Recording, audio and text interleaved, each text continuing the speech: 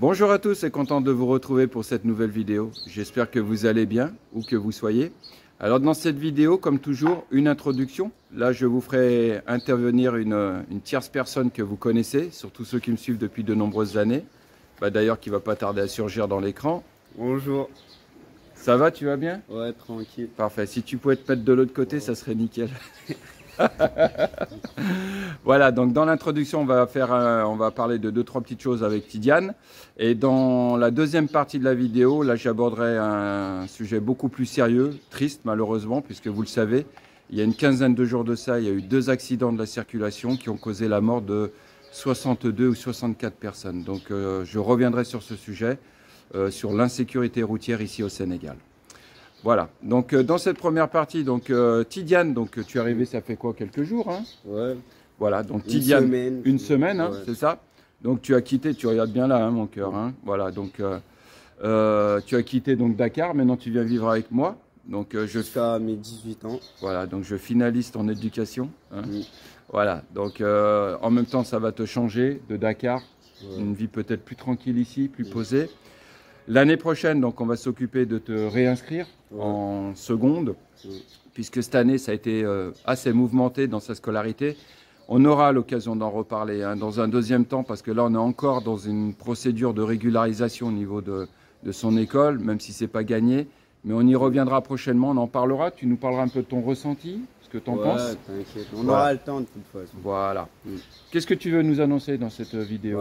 Je suis le nouveau administrateur de la chaîne. C'est moi qui va gérer la chaîne de mon père. Ouais. Et voilà, je suis fier et je vous salue. Et, voilà. Et aussi, c'est toi qui vas superviser les, comment on appelle ça là, les shorts. C'est-à-dire les petites vidéos courtes. C'est moi qui vais gérer ça et c'est un plaisir. Parce que voilà, je suis fier de gérer la chaîne de mon père. Oui, voilà, en fait, comme il vient, maintenant, je me suis dit, bah tiens, ça serait bien de le responsabiliser. Donc, il deviendra l'administrateur de la chaîne. Donc, il a possibilité de faire des vidéos directement. C'est pas prévu pour l'instant, mais simplement par correction à votre égard, à l'égard de la communauté, on vous prévient. Si un jour il m'arrivait quoi que ce soit, que je me retrouve à Rebeuss, la prison du Sénégal, ou à Thiès, d'autres prisons, il n'y a pas de raison, mais bon, on ne sait jamais s'il faut être prudent. Mais si un jour je me retrouvais en prison, il serait là pour vous l'annoncer et puis pour prendre la suite, la relève. Donc ça, c'est son rôle d'administrateur. Et puis aussi, en parallèle, je l'ai responsabilisé sur les shorts, c'est-à-dire ces mini-vidéos de 30 secondes. Il vous fera régulièrement des petites vidéos où lui, comme il passe mieux, je dirais, il arrive à mieux s'intégrer. Enfin, tu arrives à pouvoir plus facilement faire des vidéos que moi dans la vie de tous les jours ici, parce que c'est vrai que c'est pas évident de filmer les gens. Lui pourra le faire, donc il vous mettra des petites tranches de scènes de vie sénégalaises. Là, tu l'auras mis quoi, à la mer, hein? Ouais, mais je vais en faire une fois tous les 2 semaines. Ouais, ou toutes les semaines, ou tout. Ouais, tu vois, au feeling, exactement. Voilà, donc ça c'était pour cette petite introduction. Est-ce que tu veux dire quelque chose à la diaspora sénégalaise qui te connaît et qui te suit depuis pas mal de temps? maa leen di nuyu te maa leen di sant leen gërëm voilà maa leen di nuyu di leen di ñaanal waaw. Très bien. Ngeen porté bu baax ak seen famille maa leen di nuyu te maa leen di ñaanal bu baax. Voilà. Super, bah écoutez, voilà, donc on se retrouve tout de suite après. Dans un autre cadre, parce que là on a des courses à faire, d'ailleurs on y va en moto, donc vous voyez l'insécurité routière, j'aurai l'occasion de parler aussi des motos, et je vous donnerai un petit peu mon ressenti, et puis des fois aussi il y a des clients régulièrement qui me posent des questions par rapport à ça, donc je vous répondrai. Allez, sur ce, à tout de suite, merci.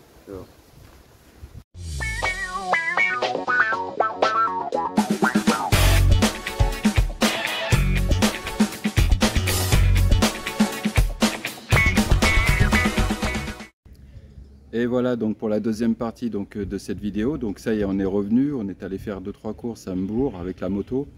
Alors vous pouvez imaginer, hein, c'est pas simple, il faut savoir se faufiler, être hyper vigilant constamment.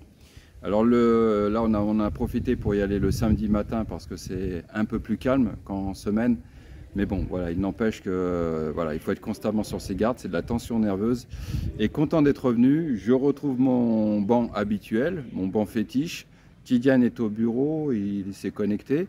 Et donc je vais parler donc de cette deuxième partie qui malheureusement effectivement a fait la une des tragédies, hein, des faits divers dernièrement concernant ces 2 accidents qu'on a eus qui ont été lourds au niveau conséquences par rapport au décès, au nombre de victimes.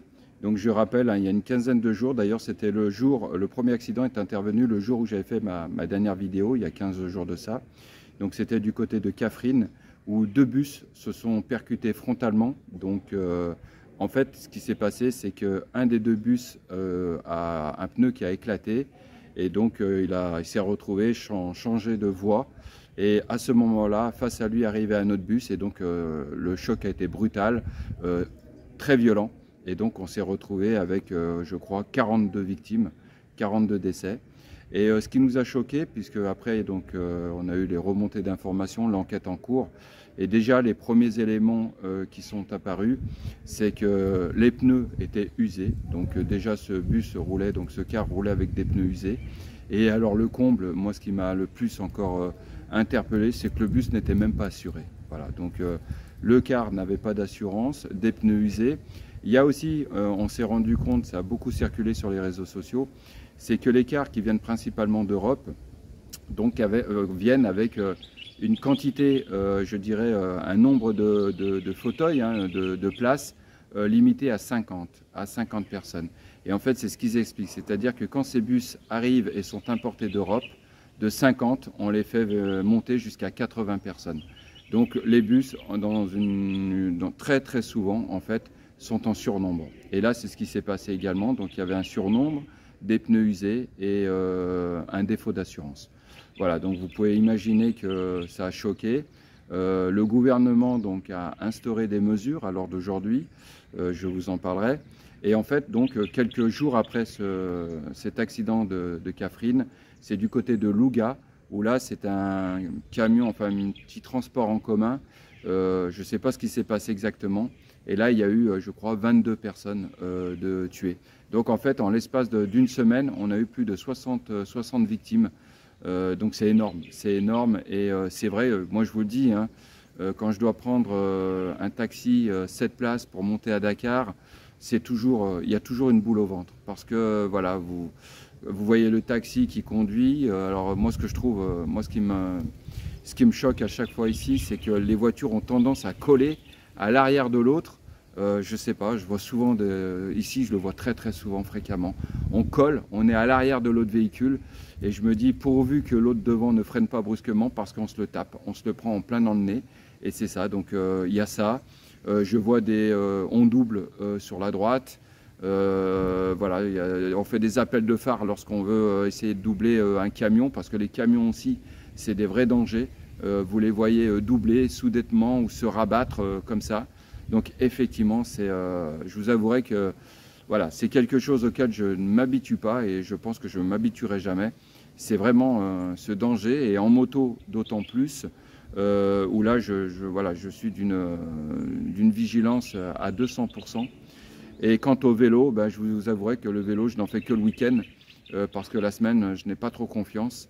Quand on voit la manière dont les véhicules vous collent ou alors vous ignorent totalement et se rabattent, quitte à se rabattre sur vous parce que soit il ne vous a pas pris en considération ou soit pour lui il estime que c'est à vous de freiner ou voilà, il s'estime prioritaire.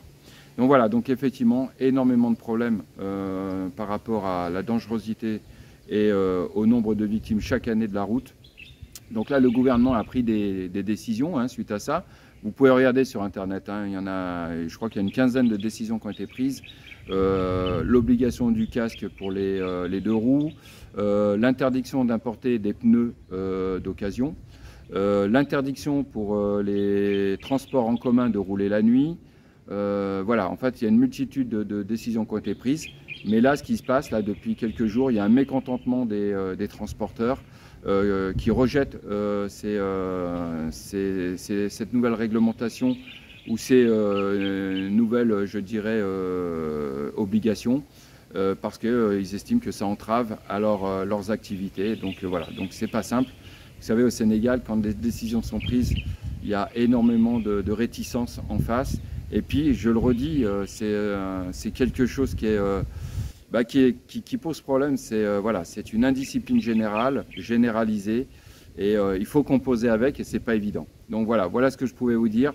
J'ai une grande pensée pour ces 42 ou 43 victimes, pour leurs familles, parce que c'est tragique et je n'ai pas le détail, mais je suis certain qu'il y avait parmi eux des enfants ou voilà, des adolescents. Et c'est tragique parce que vous partez et en fait, voilà, vous mourrez, vous perdez la vie et en plus, compte de malchance, c'est même pas de votre sort, c'est que vous avez confié votre vie à un conducteur.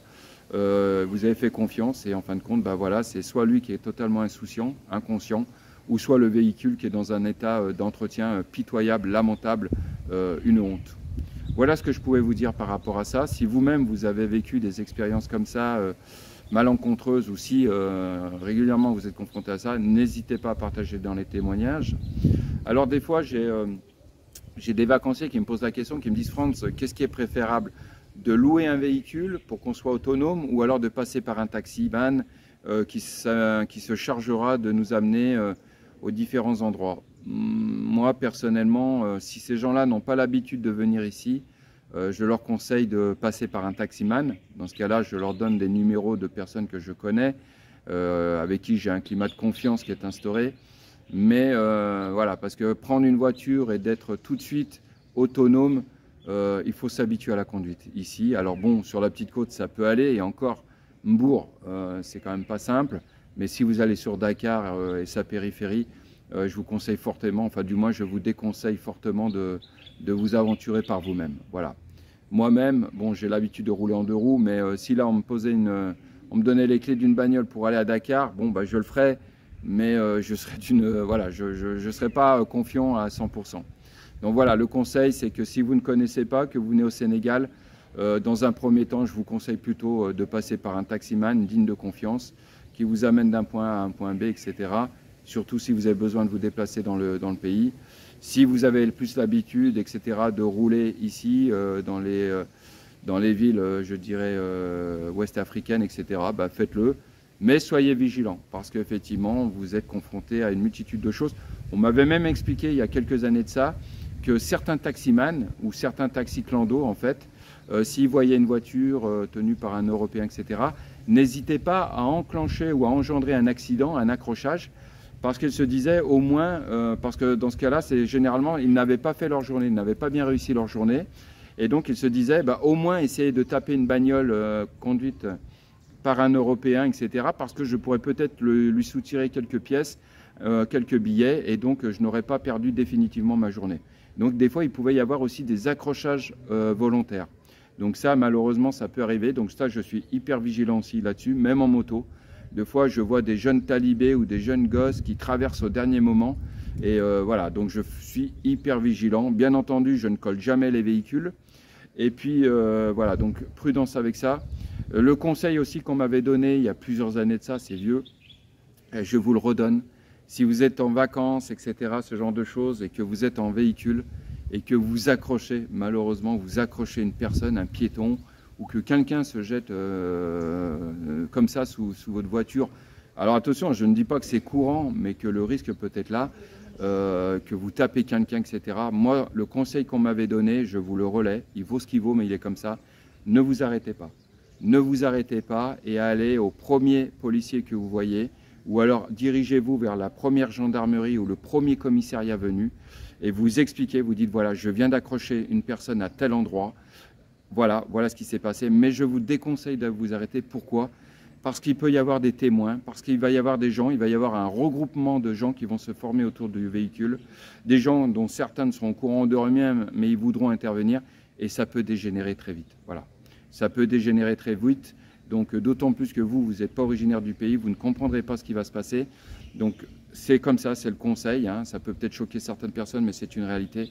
Je vous déconseille de vous arrêter, vous allez un peu plus loin, vous voyez un uniforme, une personne en tenue, vous l'informez de la situation, et si vous n'en voyez pas, vous demandez un peu plus loin où est-ce qu'il y a un commissariat ou une gendarmerie, et là vous vous informez immédiatement comme quoi il y a eu un accrochage à tel endroit, et comme ça, voilà, c'est préférable. Voilà ce que je pouvais vous donner, voilà mon ressenti un petit peu, hein, dans un laps de temps assez limité, mais voilà ce qui s'est passé malheureusement. Donc ça a été tragique, ces 2 accidents, là il y a moins de 15 jours de ça, et je tenais à en parler. Autre chose, hors sujet, totalement différent. Hier, on a été informé que pour notre 9e circonscription, alors ceux qui s'intéressent à la politique sauront de quoi je parle, notre 9e circonscription, décidément, hein, on fait souvent parler de nous, qui regroupe le Maghreb et qui regroupe l'Afrique de l'Ouest. D'ailleurs, je trouve que nous soyons ensemble dans une même circonscription, je trouve que elle est trop grande, notre circonscription, et elle est trop disparate. Il y a trop de diversité. Il devrait y avoir, je pense, une circonscription qui regroupe le Maghreb, dont dedans il y a la Libye, la Tunisie, l'Algérie, le Maroc, etc. Et il devrait y avoir une circonscription propre à l'Afrique de l'Ouest, parce que c'est deux mondes différents, et je trouve qu'il y a trop à faire. Et là, ce qui se passe, c'est que notre député de la 9e circonscription, Karim Bencher, donc son élection a été invalidée hier par le Conseil constitutionnel. Parce qu'apparemment, il y a eu un problème de vote électronique en Algérie, c'est-à-dire que les ressortissants français ou franco-algériens vivant en Algérie, simplement, je crois, 30 ou 35% d'entre eux ont reçu un code pour ceux qui étaient intéressés pour voter, pour faire un vote électronique. Seuls 30 ou 35% ont reçu leur code de validation par SMS, les autres ne l'ont pas reçu et donc n'ont pas pu voter. Donc il y a un problème au niveau de gens qui ont voulu voter, qui n'ont pas pu voter. Donc son élection a été invalidée hier par le Conseil constitutionnel et normalement dans les 3 mois qui suivent, là, on va devoir revoter dans notre circonscription pour élire un nouveau député des Français de l'étranger de notre circonscription. Décidément, on n'a pas de chance, hein. Donc on a ce problème-là d'invalidation. Et je rappelle que l'ancien député que nous avions, Mjiden El Guerab, s'était fait connaître parce qu'il avait fracassé le crâne d'un politique, enfin d'un ancien collègue à lui du Parti socialiste à Paris. Et donc on était connu pour avoir le député qui donne des coups de casque. Donc voilà, et lui d'ailleurs avait été condamné par un tribunal en fin de mandat, tout juste en fin de mandat, et donc il n'avait pas été autorisé à pouvoir se représenter. Je pense que là, avec cette invalidation, ça risque de chambouler toutes les cartes. Je vais observer ça d'un œil extérieur. Personnellement, moi, la politique, j'ai vu une fois que les élections consulaires, en étant tête de liste, ce que j'ai vu, voilà, c'est pas mon monde. C'est pas mon monde. Les valeurs qui sont les miennes, moi, j'aime l'authenticité, j'aime la sincérité, et je ne me vois pas évoluer dans un monde voilà, où le faux semblant, on dit des choses et puis on n'est pas certain de les tenir. Non. Donc la politique, pour moi, c'est définitivement banni. Je regarde ça, je m'y intéresse toujours, je regarde ça d'un œil extérieur et puis ça s'arrête là. Mais voilà, je tenais à vous en parler. Pour ceux que ça intéresse, sachez que nous, on va devoir donc refaire des élections législatives propres à notre 9e circonscription. Voilà, écoutez, je vous souhaite à chacun d'entre vous une bonne continuation. Prenez soin de vous, où que vous soyez, et à très bientôt pour une prochaine vidéo. Merci.